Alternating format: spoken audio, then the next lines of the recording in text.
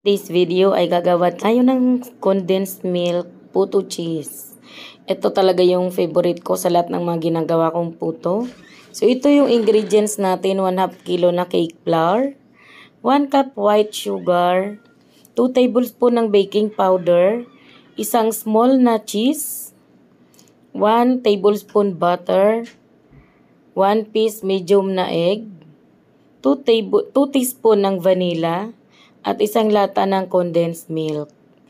Gagamit din tayo ng 400 ml na tubig. So, supposed to be gagawa ko dito ng paanohin ko sana yung egg, kaso hindi naman pala kinaya ng aking mixer. Yan, ganyan lang, di siya nag-bubbles. Kasi mahina naman yung power ng ating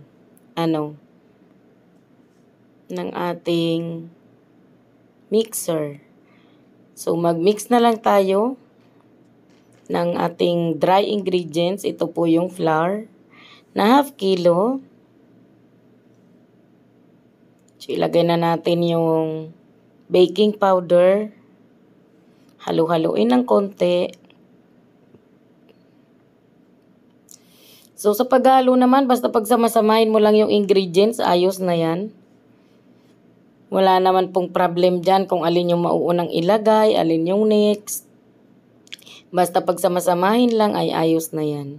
So, dinudurog ko lang itong butter kasi buo-buo pa pala. Yun, pwede ka dyan gumamit ng melted margarine o kaya cooking oil. Pwedeng canola oil, pwedeng coconut oil, ganun. So, yun yung mga alternative natin sa butter. Pwedeng margarine. So, ayan naman, nilalagay na natin yung vanilla. Para mabango ang ating puto, condensed milk puto. Yun, lagay na rin natin itong isang latang condensed milk. So, kahit ano naman din pong brand ng condensed milk ay okay lang naman. Kung anong mapusuan mo na bilhin, okay lang din. Sa akin yan, kasi mura lang kasi yung ganyan na condensed milk, kaya yan yung napili ko. Lalo na kapag po paninda natin, kumbaga commercial, yung gagawin nating puto. So, syempre, pipili tayo ng mga brand na hindi ganun kamahal, pero masarap din naman, 'di ba? Kasi po itong puto, pwede mo talaga itong pagkakitaan, pwede mo po itong paninda. Kung ikaw ay gustong magtinda-tinda. Ako nga po, actually, marami sa akin nag-order nito. Di ko lang talaga sila kayang maserve kasi may iba po akong ginagawa aside sa pagbablog ko. Kaya kahit may mga umu-order ng puto, hindi ko po sila na pagbibigyan. Bihirang-bihira lang kung medyo yung taong nag-order talagang malapit sa akin at medyo nakakahiya. So, isang puno lang din po dyan sa gatas ng condensed milk yung lagay nating tubig. Tapos maglalagay pa ako dyan mamaya ng additional kasi sobrang lapot pa rin.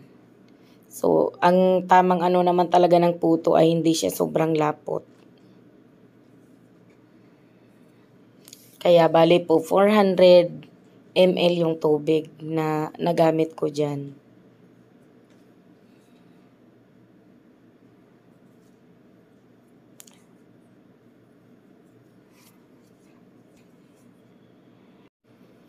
Ayun, i-add pala natin yung kanina, yung sugar, saka yung egg white na gagawin dapat nating meringue, kaso nagkamali.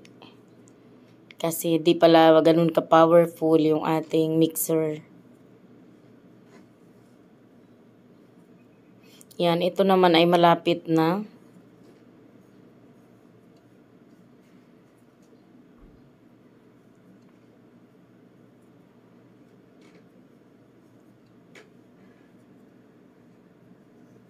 Para naman po sigurado tayo na sobrang makinis yung magagawa nating puto, ay sasalain pa rin natin yung mixture kasi marami pa talaga siyang buo-buo.